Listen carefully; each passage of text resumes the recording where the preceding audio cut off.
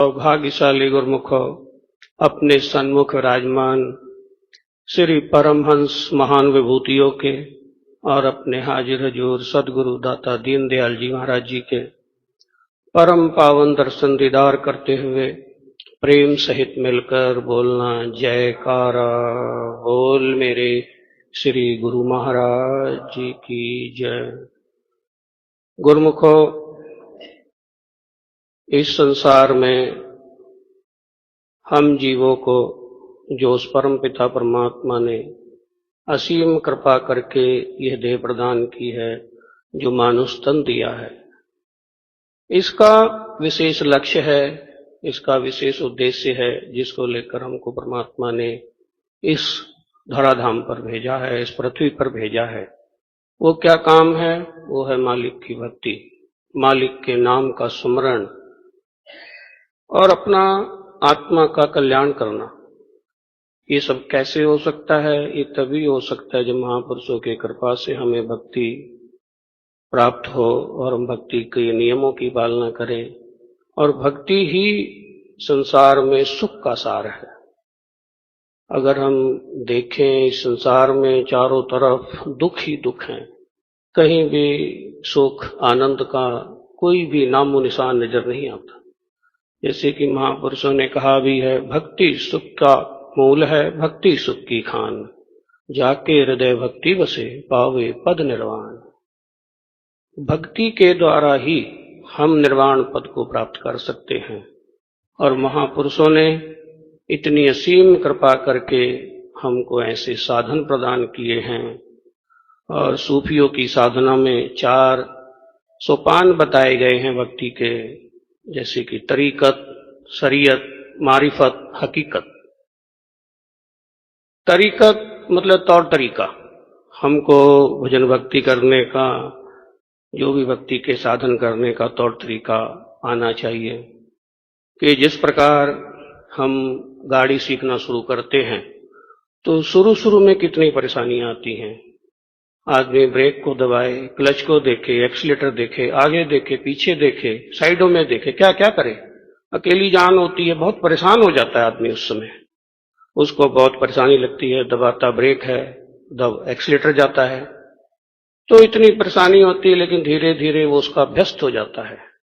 अभ्यस्त मतलब लीनता आ जाती है, वो तन्मयता आ जाती है। जब हम अपने नियमों में तन्मयता से लगते हैं, उसमें लीनता से खो जाते हैं, तो उसको शरीयत कहते हैं। कानून नियम, हम लीन हो गए उसमें। दूसरा है मारिफत। मारिफत मतलब जब हम उस मंजिल के नजदीक पहुंचते हैं, जब हम अपने नियमों में इतने परिपक्व और लीन हो जाते हैं कि हमको उस परमपिता परमात्मा की या उस देश की हमको झलकें मिलने लगती हैं। कभी कभी हम अनायास ही बैठे हुए आनंदित हो जाते हैं।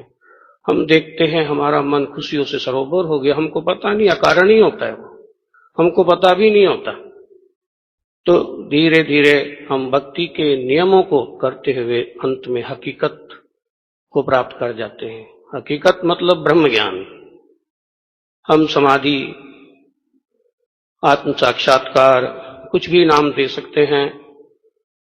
जब हम अपने वसले सनम को मिल जाते हैं, हम अपने प्रियतम को मिल जाते हैं, हम अपनी मंजिल मकसूद को प्राप्त कर लेते हैं, तो ऐसे जो महापुरुषों ने हम सब गुरुमुखों के लिए साधन बना दिए हैं, नियम बना दिए हैं, ऐसी सीढ़ी भक्ति की बना दी हैं, तो हमको भी ये चाहिए कि हम अपने भक्ति के नियमों को या भक्ति की जो कमाई है उसको दृढ़ करने के लिए श्री गुरु महाराज जी की आज्ञा और मौज के अनुसार जो 2 घंटे भजन अभ्यास का श्री गुरु महाराज जी रोज फरमा रहे हैं, और हम सत्संग में भी श्रवण करते हैं कि 2 घंटे भजन अवश्य है। तो गुरुमुखो, ये हमारा फर्ज है कि हम भक्ति के नियमों को दृढ़ करने के लिए, और जो हमें महापुरुषों की असीम कृपा प्राप्त हुई है कि हमको ऐसे साधन मिल गए हैं कि सुबह शाम की श्री आरती पूजा, निष्काम सेवा, सुमिरन, भजन और ध्यान, इन सब का हम परिपक्वता से और तन्मयता के साथ पालन करते हैं, तो हमारी जीवात्मा का कल्याण भी होता है और महापुरुषों की प्रसन्नता के हम पात्र बनते हैं। बोलिए जयकारा बोल मेरे।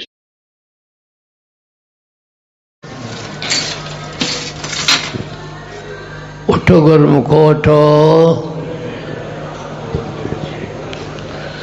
श्री गुरु महाराज जी का हुक्म है गुरुमुखो उठो। श्री गुरु महाराज जी का हुक्म है गुरुमुखो उठो।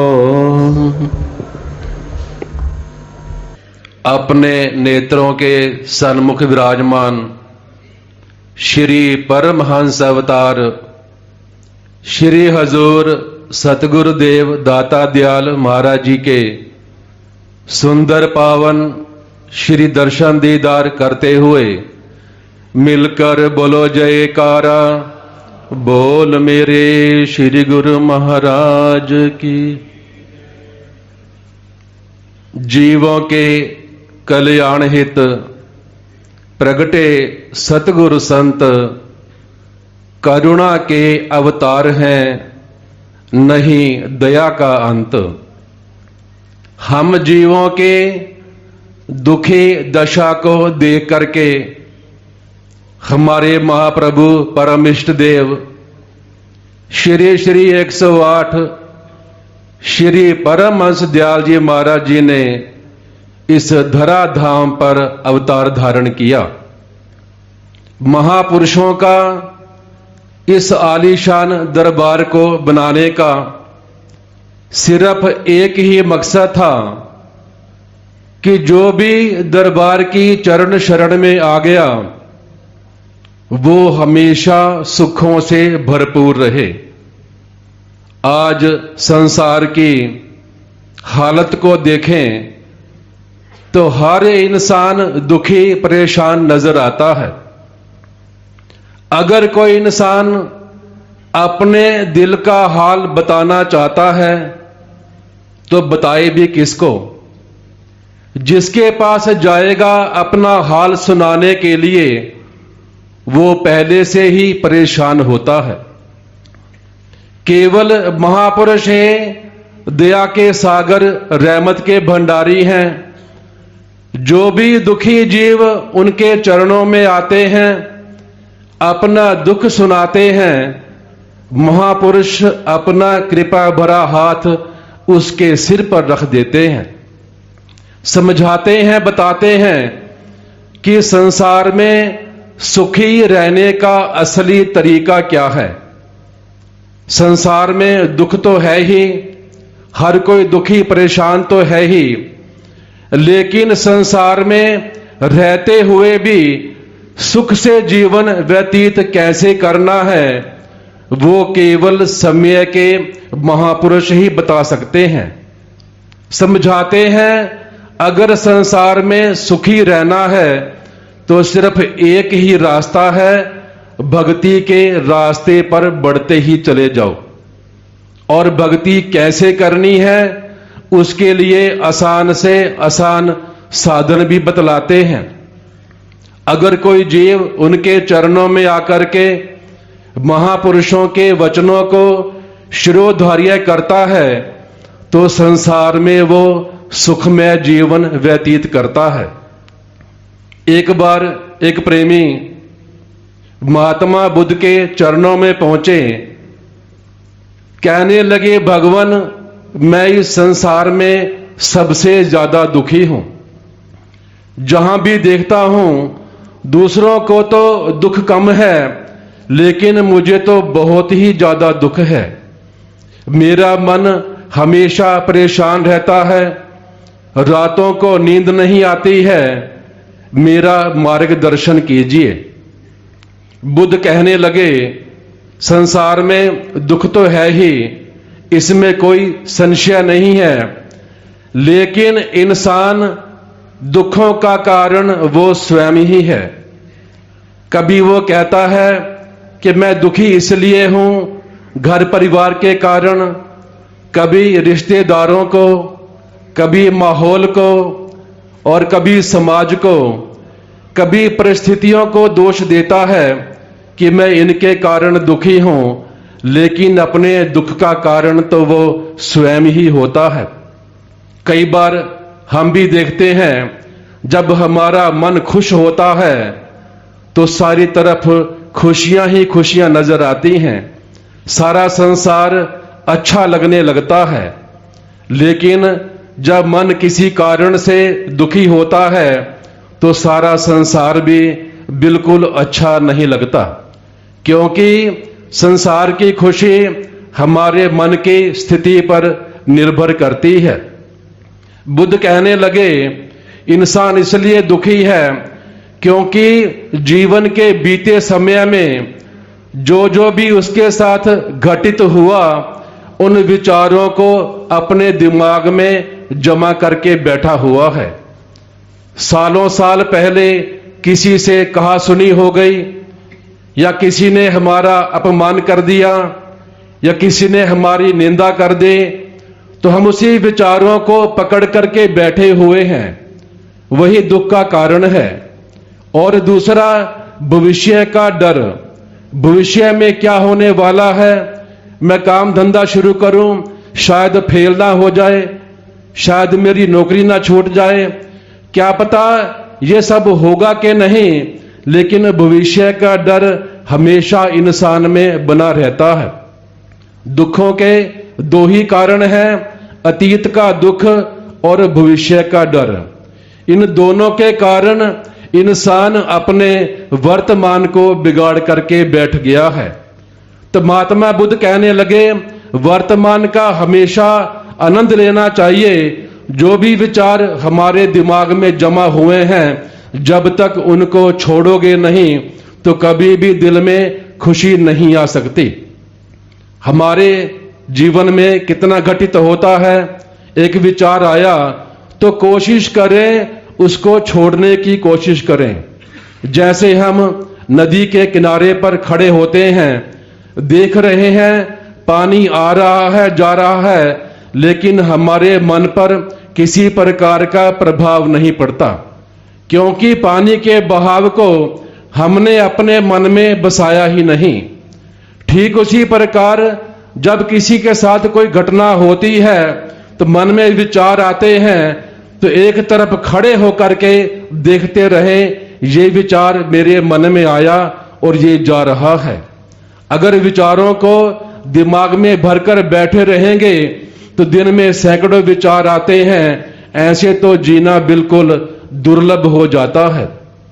जैसे आकाश होता है, बिल्कुल अडिग है, अडोल है, अपनी जगह पर स्थिर है, उसके नीचे बादल आ रहे हैं जा रहे हैं, आकाश को कोई फर्क पड़ने वाला नहीं है।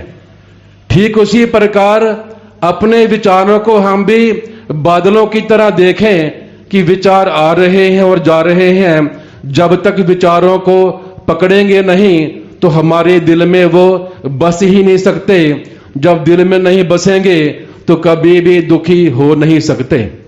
तो महात्मा बुद्ध कहने लगे, रोजाना अभ्यास करने से जब अपना जीवन ऐसे बनाओगे, विचारों को आते जाते देखते रहोगे, कभी मन के सहयोगी नहीं बनोगे। मन तो खींचेगा, तेरा उसने अपमान किया था, उससे बदला लेना है, लेकिन उस विचारों को त्याग देना है। एक जगह खड़े होकर के बस देखते रहो कि विचार आया और चला गया। यही आपके सुखी रहने का सबसे बड़ा साधन है। फिर महात्मा बुद्ध कहने लगे, विचारों से ध्यान कैसे हटे, एक तरफ खड़े होकर के कैसे ये संभव हो सकता है। उसके लिए जरूरी है अपना ध्यान भक्ति के विचारों पर लगाना। इसीलिए श्री हजूर दाता दयाल महाराज जी हमेशा फरमाते हैं, दरबार के नियमों की श्रद्धा से रोजाना पालना करो। पांचों नियम महापुरुषों ने इसलिए बनाए हैं कि हमारे विचार हमेशा भक्ति के बने रहें। जब हमारे विचार भक्ति के बन जाएंगे तो बुरे विचारों की तरफ कभी हमारा ध्यान जाएगा ही नहीं। महापुरुष फरमाते हैं, जैसे भी हो, देश में विदेश में, घर में बाहर, सुबह शाम प्रेम से श्री आरती पूजा का नियम निभाओ। दरबार के निष्काम भाव से सेवा करो। श्वासों के ऊपर ध्यान लगाओ, हमारा श्वास आ रहा है, जा रहा है, जिसे महापुरुषों ने फरमाया है, ये नियम सुमिरन कहलाता है। उसके बाद सत्संग का सेवन करो, महापुरुषों की महिमा गाओ, सुनाओ, फैलाओ और 2 घंटे का भजन रोजाना फरमाते हैं। क्योंकि भजन अभ्यास करने से जब हम ध्यान लगाते हैं तो केवल महापुरुषों का ही ध्यान आता है, मन के विचारों का कभी भी ध्यान नहीं आता। तो महापुरुषों ने यही निचोड़ निकाला है, संसार में सुखी रहने का सिर्फ एक ही तरीका है, दरबार के 5 नियमों की श्रद्धा से रोजाना बिना नागा पालना करना हर गुरुमुख का कर्तव्य बन जाता है। गुरुमुख चाहता है मैं खुशी से जीवन व्यतीत करूं, तो महापुरुषों के वचनों को अपने हृदय में धारण करके दरबार के नियमों की श्रद्धा से पालना करके अपने जीवन को सुखी बना करके हमेशा हमेशा के लिए महापुरुषों की प्रसन्नता के पात्र बने। बोलो जयकारा, बोल मेरे श्री गुरु महाराज की। सौभाग्यशाली गुरुमुखों, आज के दिव्य सत्संग की, दिव्य दर्शनों की आप सभी गुरुमुखों को बहुत बहुत बधाई हो। बोल जयकारा, बोल मेरे श्री गुरु महाराज की जय। सौभाग्यशाली गुरुमुखों, अगर आप सभी गुरुमुखों को सत्संग पसंद आया है तो इस सत्संग को गुरुमुख जन तक अवश्य शेयर करें, ताकि और भी गुरुमुख जन लाभ प्राप्त कर सकें। और सौभाग्यशाली गुरुमुखों, इस सत्संग को हाई पॉइंट्स सभी गुरुमुख जन जरूर दें। बोल जयकारा, बोल मेरे श्री गुरु महाराज की जय। श्री सद्गुरुदेव भगवान की जय।